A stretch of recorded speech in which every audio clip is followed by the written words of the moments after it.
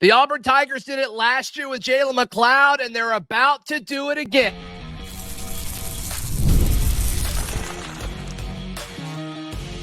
You are Locked On Auburn, your daily podcast on the Auburn Tigers. Part of the Locked On Podcast Network, your team every day. Yes, welcome on into Locked On Auburn, your daily Auburn Tigers podcast. I'm your host, Zach Blackerby, and thank you so much for making Locked On Auburn your first listen every single day. Today, we are dapping it up with the Darrell Dapprich Montgomery radio legend. We're going to talk about how it seems like this coaching staff is willing to do whatever it takes for Keandre Lambert Smith, the receiver from Penn State. Got a huge win for Auburn basketball with Janai Broom earlier this week. We'll react to that. But first things first, Darrell, you look at this Kon Crawford kid. He's an edge defender, a pass rusher from Arkansas State.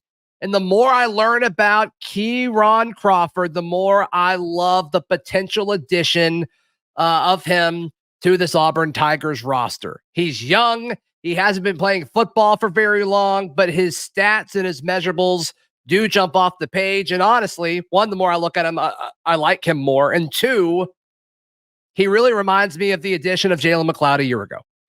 Yeah, the first things, 2 years left of eligibility, plus he's not a one-year rental.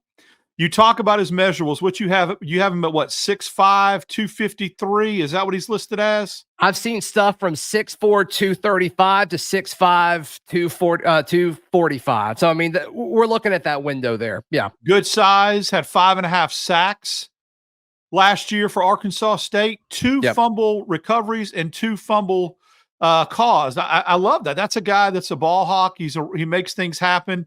Look, I've said this so many times. I love getting kids from the Sun Belt.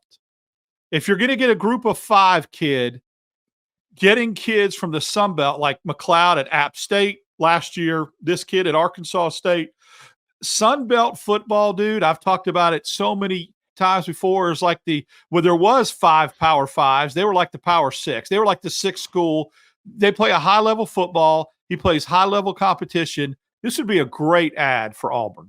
It would be. And we're seeing predictions come in. I believe it was Jeffrey Lee of On3 put in the prediction. He's also the one who broke the news. I believe it was him that said Kon Crawford is going to visit Auburn. So it may have been Cole Pinkston. Regardless, there's a lot of buzz about Kon Crawford coming to Auburn. I got a message from somebody within the program that saying that they're looking at this kid. So if Kon Crawford wants to be an Auburn Tiger, I think he should be. I think he should look at not only the 2024 season, where he'd be the number 2 pass rusher on this roster to Jalen McLeod, and 2, he'd be the number 1 pass rusher on this roster in 2025. I'm with you. I love the idea of using the Sun Belt as a farm system and a stepping stool for these kids, because this is what was like to me when people talked about the transfer portal. This is what it looked like in my brain. Like, this is the perfect case scenario. Jalen McLeod's good at App State. Okay, let's see if he can do it for the SEC. Oh, he can. He's very, very good. I think Kon Crawford's in that same boat. Another thing that's interesting, and we're going to play a few words from Locked On Sunbelt host Dave Schultz in just a second. But this kid's raw. Like, this kid didn't start playing high school, according to Schultz, until his senior year of high school. And he's been playing football for like 5 minutes. He's like a decade behind everybody else. And he's already putting out these kind of numbers. So here's Dave Schultz. He's the host of Locked On Sunbelt talking about Kon Crawford. Arkansas State Red Wolves defensive end Kon Crawford hits a transfer portal. Dave Schultz, Locked On Sunbelt, your team every day. Tough loss for the Red Wolves as up-and-coming edge rusher Kon Crawford has decided to leave Arkansas State. It's a special story. Kid did not play high school football until his senior year. He was a high school basketball player, very athletic at 6'4", 235 pounds. He's added about 10 pounds since playing football. Played in 10 ball games as a freshman, had 1 sack, played in all 13 ball games as a sophomore, and had 6.5 sacks. He was recruited out of high school at places like Iowa and Nebraska, has a ton of potential, but not a ton of experience. Do not be surprised if he does find his way into a Power 5 school this fall. Darrell, does that not sound like a bio that they give on a guy that gets drafted in the second round of the NFL draft? You know what I mean? Like this. Yes. I am all in on this kid. There is so many kids that on draft day, that's exactly what you hear. The interviewee, hey, this is a kid that didn't start playing football till a senior in high school, and you realize it. And it seems especially relative to linebackers that happens because of their athleticism, and they line them up. Linebackers are edge rushers, buck as you call them, and that's a point too that we need to make, is that this guy is just a traditional buck. He's not a linebacker outside. He is a edge guy. So yeah, that's exactly. And I think, you get into a system like DJ Durkin's after being 2 years at Arkansas State, and you see the leap that he made from his freshman to sophomore year. It used to be, this is why I love when you talk about a perfect scenario, if you were to draw it up for the portal, the success stories, it's this. It's a guy that's raw, comes along a little bit at the group of 5 level, and elevates his last 2 years to an SEC program. And I think that this is a perfect scenario for him. And I also like the fact that it's not an FCS school. It's somebody that's played high-level football. Yeah. Yeah, and I'm glad that you mentioned, like, this is a true just pass rusher. He's not really a linebacker. Of his 610 snaps that he played on defense at Arkansas State last year, all of them, he was on the line of scrimmage. This isn't a guy who plays off ball, which I don't think Auburn needs that. Auburn needs dudes who you can put on the edge of the line of scrimmage, tell them to pin their ears back, and go get the quarterback. Because right now you have one of those guys. I think Keldrick Faulk can be the number 2 guy in theory, but we haven't seen it yet. Kon Crawford's done it. Kon Crawford has taken that step in just a short amount of time of him playing football, where I feel comfortable with his ability to be a number 2 or 3 pass rusher in this defense, because I think they're going to do some creative stuff up front. I think you're going to see Keldrick Faulk at the edge. I think you may see him stun inside as well. Then you maybe could put Kon Crawford on the field the same time as Jalen McLeod. I think you're going to see all sorts of stuff with that, assuming Kon Crawford chooses the Auburn Tigers. So once again, to me, I can't get enough of this guy. Anytime I find out another little factoid about Kon, the more I'm like, yeah, I love this guy. I love this guy. I hope he's an Auburn Tiger. I want to try to temper my expectations a little bit from what I saw on A-Day, how excited I was about this Auburn defense and some of the questions along the defensive line getting answered a little bit, and the young linebackers that are elite, 5 stars that are coming in with the returning guys like Asante and Keys. I'll tell you what, I'm like I said, I'm tempering it down because I don't want to get disappointed. But this defense, if you get guys like this and another 3 technique defensive tackle, has the potential to be really nasty, especially with Durkin being the architect, the conductor of it. So, yeah, I mean, I love the secondary. I love how they close, the lockdown ability. You get guys that can rush the passer with this lockdown secondary, and your turnover margin has a potential, Zach, to be special. I'm with you. As far as stay on the defensive side of the ball, we'll flip to the offense and receiver side in a second. Where are you as far as Auburn's chances, like realistic chances, with Philip Bleedy, the kid from Indiana, formerly of Texas Tech, and also Isaiah Rakes, the kid transferred from USC, who Auburn already has a relationship with? What is your confidence level in landing 2 guys like this? Because if you get one of those guys and you're able to get Kon Crawford after that, to me, like, I think you add a win or 2, seriously, if you get Kon and then one of those defensive linemen. I think it becomes a numbers game because you could throw the Michigan State tackle that just entered the portal again that Auburn was looking at last year too. I cannot recall his name, but he just jumped in the portal this morning or yesterday morning. So it's a numbers game. Every time another name enters, a chance of you getting one of ththese guys goes up.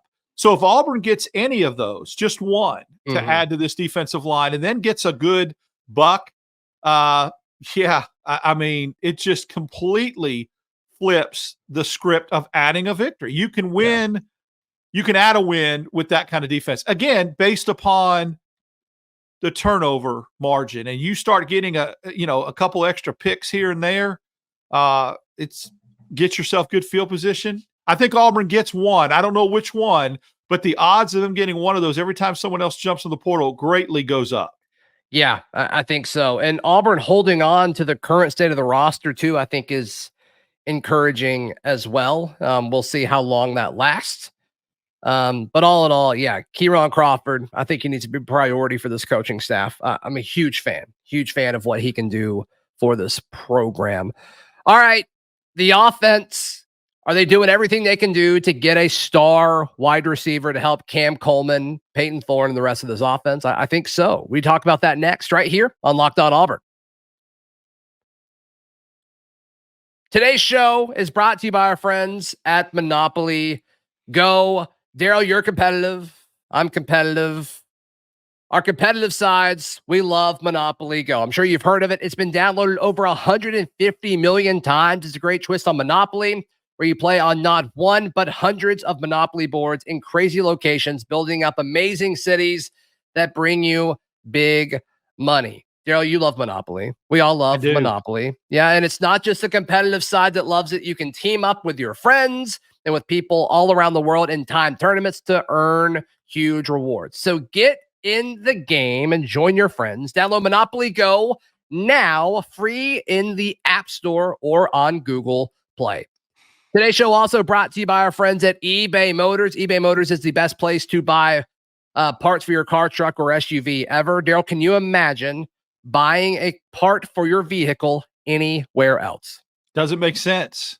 Why do it if it doesn't make sense? It doesn't make sense. It's going to cost more money other places. You're going to have to leave your house other places. Get out of here with all that.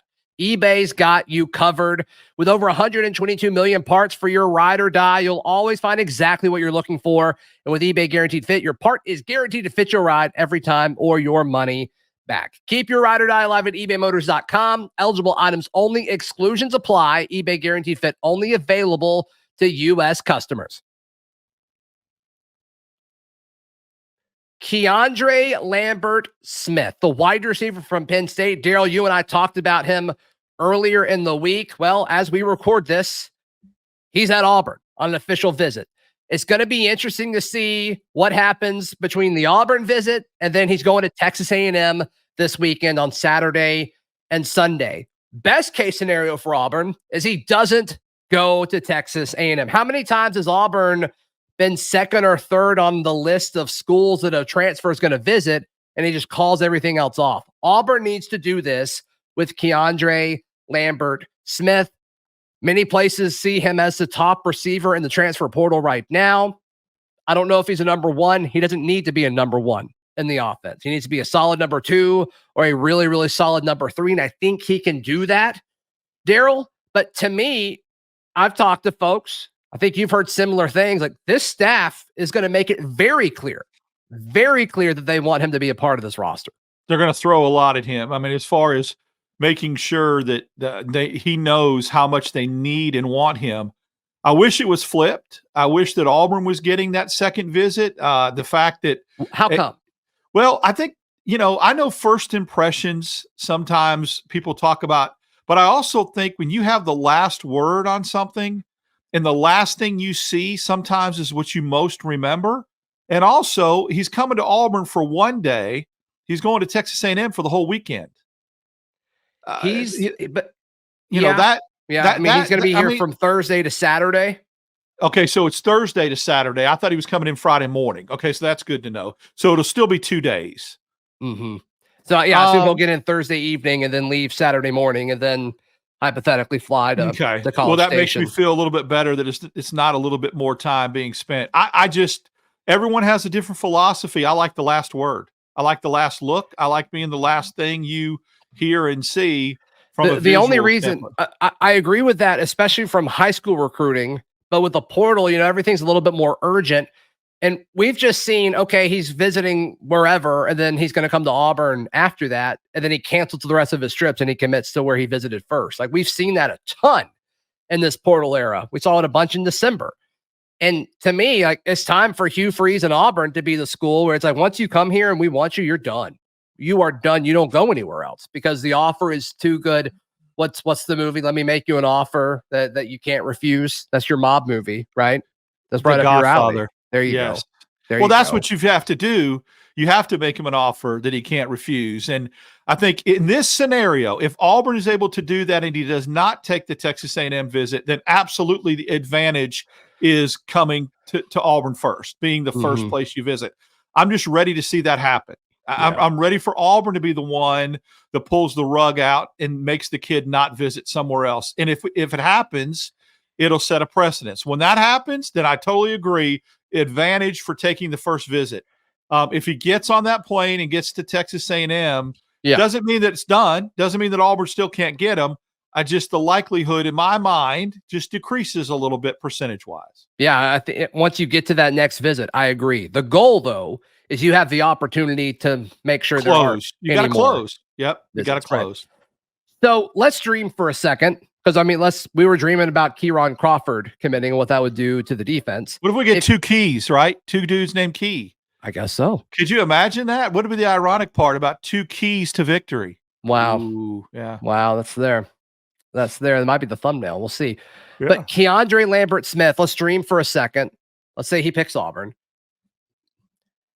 Are the rest of the receivers cool with that? Like, is the room done if that's the case? Or if you're, and this is a guy, I'll pull up the snap counts in a second, but this is a guy who played all over the field. He played more outside last year than inside, but he played a bunch of both. I think he played like 400 snaps on the outside, and he played like 200 snaps at the slot. I'll confirm that in a second. But as far as like the rest of the receivers just being okay with this, like, is Jay Fair cool with this if he comes in? Camden Brown, I don't think is going to leave regardless, so I'm not going to ask a question about him. But like Coy Moore, how does that impact him? In your mind, what's the trickle-down effect if Auburn were to get the top receiver in the portal? I think that this is exactly what you're seeing unfold is a trickle-down effect. It's the wait-and-see game. You and I am anyway, I don't want to speak for you, but I think we speculated that there was going to be 2 or 3 receivers that jumped in the portal. Well, they haven't. Why?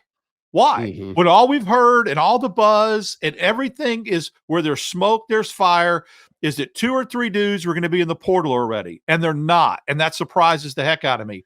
Is it, playing devil's advocate for a second, the reason why they haven't is because they're waiting to see what happens in the way of Auburn going out and getting a receiver. And then once that happens, they jump. I don't know. I'm just shocked that nobody is in the portal yet from the receiving room.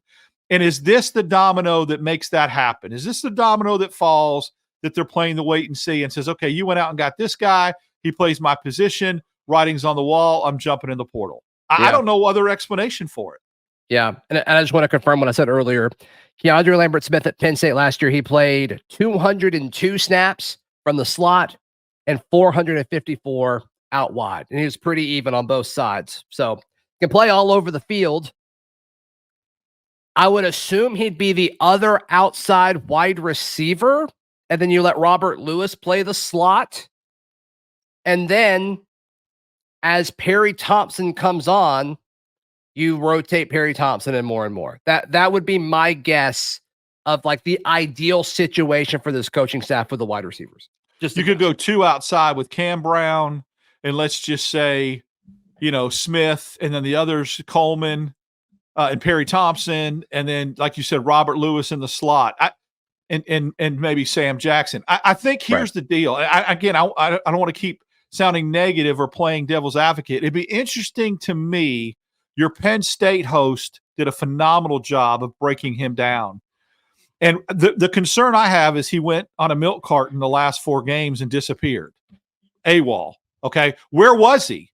Was he in the slot or was he outside when he struggled to make plays in those last 4 games? Or did they allow him to play both within the context of the game? I would love to know if there was some sort of trend that he played.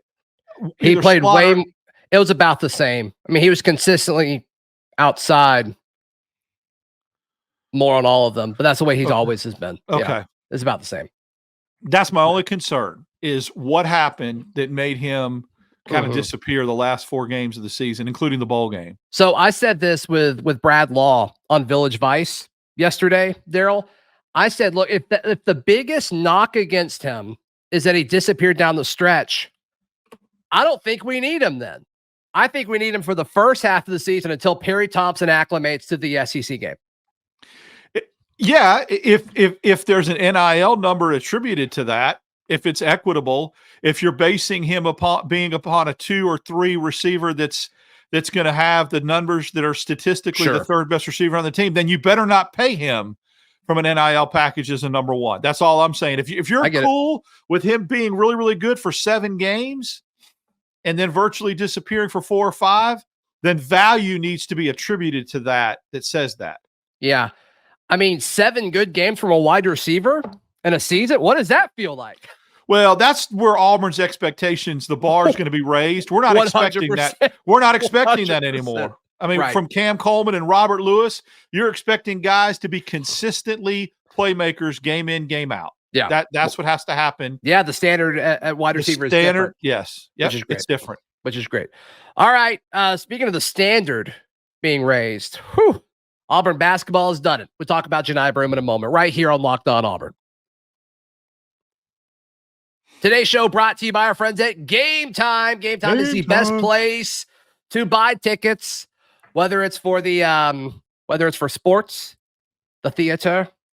I'll tell you what, Darrell. I was Googling yesterday when I was like just looking at all this Caitlin Clark stuff, right? Mm-hmm. And like ticket prices or whatever. So I Googled, I'm like, what does this look like for Atlanta's WNBA team? And I couldn't find their schedule anywhere.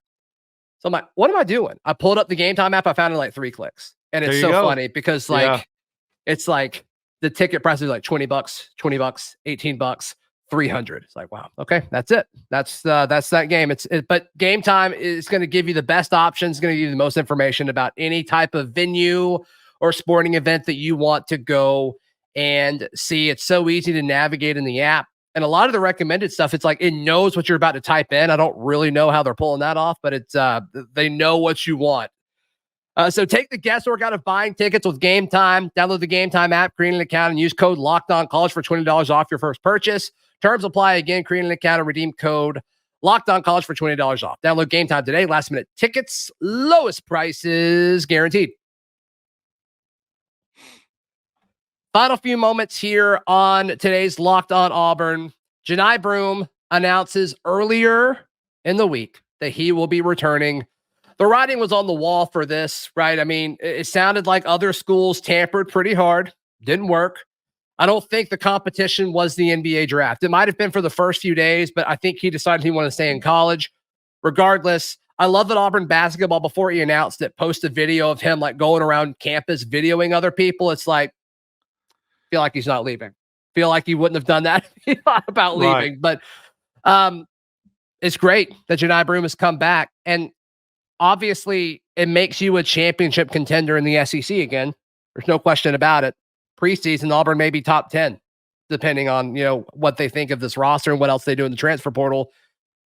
But Janai Broom, if he repeats what he did this past season one more time, to me, he's one of the best Auburn basketball players to ever play here. He goes up on the Mount Rushmore for me. I'll tell you this. He may already be there. Like he's really close already, but a whole nother season, it's going to be awesome to see what kind of legacy he built. Here's why it's unique. Because you got 3 years out of him. And Auburn isn't really used to, the Jabari Smiths, the Walker Kesslers, to get 3 years of high level production from him is, man, you talk about when Auburn got him for Morehead State, I think you were hoping for 2. You get 3. He's got to be the preseason SEC Player of the Year, favorite, national awards. But here's what it does from a reset of the Auburn's roster. You are about 2 positions away from having one of the most elite rosters to ever take the floor at any season at Auburn. You go get you a backup point guard and go get you a backup 4 or 5, depending on where Broom is going to slot in. There's arguments on both sides. Is he going to play the 4 and Cardwell plays the 5 at the same time? Or is he going to dominate at the 5? Cardwell backs him up. Chaney Johnson plays the 4. Then you go get another 4. The versatility and the flexibility of this roster now is unbelievable. I do think with him coming back and the way he's a minutes eater and with Denver Jones and the Pegues kid, look for Auburn, in my opinion, to maybe shrink that bench a little bit, play 8 or 9 guys a lot more minutes, because this team and this roster has the potential to be really, really special. And the engine that gets this train rolling is Janai Broom. This is big. And to get him for 3 years, unheard of in this day and age. Yeah. And if he was able to bring Auburn another trophy, another championship, whether it's SEC regular season, SEC tournament championship, or obviously much more, another Final Four appearance or national championship would be insane, of course. But if he's able to do anything else like that, like what he did last year, I mean, I think you can make the case that he would be the second best player in Auburn basketball history. I really think he's that close. I would put him in the top 3. I'd still put Person and Barkley ahead of him just because of some of the things that I'm just saying, if he has the season that he's capable of, it could be Barkley, Broom. Well, I really, it's possible. And how special is that for us to even been talking about that, right? I mean, this is rarefied air. Has the potential to, but here's the thing: the backcourt should be better next year, more consistent with Pegues and Denver Jones. Right. He may not have to, he will, but it is going to just open up so much more for him with having a backcourt that could be that lethal. So, wow, exciting. I can't wait. I really can't wait. And remember what a great passer he is as a big man. Think about him and those, cross-court passes to a wide-open Pegues or Denver Jones when he gets doubled on the block. The opportunities are limitless. Yeah, it's going to be a lot of fun. I think having him and Cardwell on the floor more together, too, would be There'll be some light shows next year. I promise you that. There'll be some light shows behind me. Yep. With Broom coming back. We're going to go ahead and it's going to be big time. Yeah. And our lights work, which is, I think, an important note. Exactly. So, Darrell, how can people check out everything you've got going on?